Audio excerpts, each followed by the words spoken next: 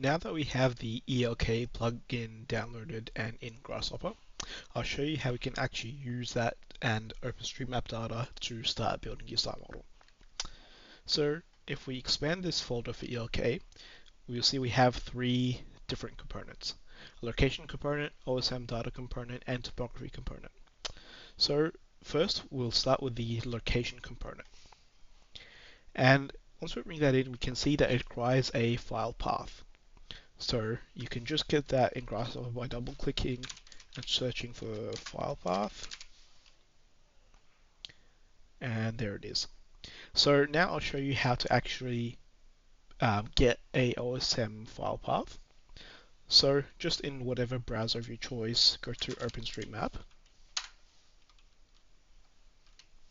And so OpenStreetMap, as I said before, is a open source website where anyone can go in and actually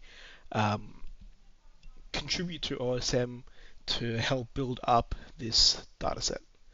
So what we can do, we can search for the site that we want to build. So I'm just going to do Kensington in Melbourne, Victoria. Search for that. And here it is. So actually, before I do that, I'll just go ahead and log in. So I'm just logging in with my student username and password. And I'll go here and click on edit. So once we click that, we can actually zoom in and see. So for example, all these red shapes are buildings which have been added in by other users of OpenStreetMap. So anyone can go and edit and add to this data. So you can go in and add buildings, roads, trees, street furniture, and so on. I'd actually really recommend and encourage you guys to go and add to this data set as much as possible, as it really helps out everyone who uses OpenStreetMap. One of the limitations of OpenStreetMap though is if you're in a particularly rural or unknown area, there might not actually be any of this data. So in that case, I'd actually really recommend that you go and add that yourself.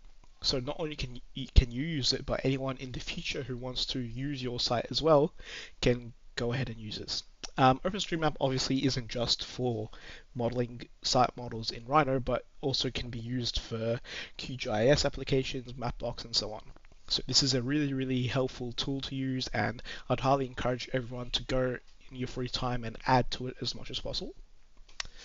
So I'll just go back out of this edit and sort of see approximately where you want to export your site data from. OpenStreetMap won't allow you to export a really, really huge amount of data and also be quite slow for your computer. So if you want to build out a really big site model, I'd recommend you do it in separate parts. But for now, I'll zoom in a little bit and go to export. And then here I'll click manually select a different area. So once you click that, it brings up this box. So whatever's inside this box is actually what gets exported.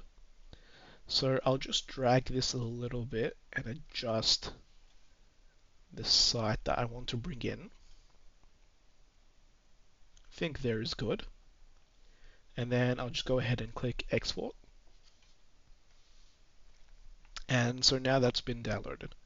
I'll go to that downloads folder, right click. I'll just rename this Kensington site for site model.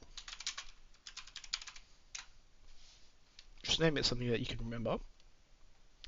And then we'll go back here into Rhino and Grasshopper. So in this file path, we can right click on it, select one existing file,